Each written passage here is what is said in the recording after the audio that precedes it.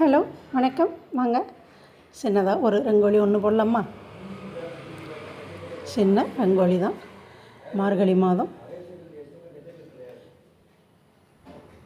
சின்ன ரங்கோலி போட்டு கலர் போட்டு எப்படி இருக்குதுன்னு பார்க்கலாமா? பிகினர்ஸ் பார்த்தா ஈஸியாக கற்றுக்கலாம். ஈஸியான கோலம் தாங்க.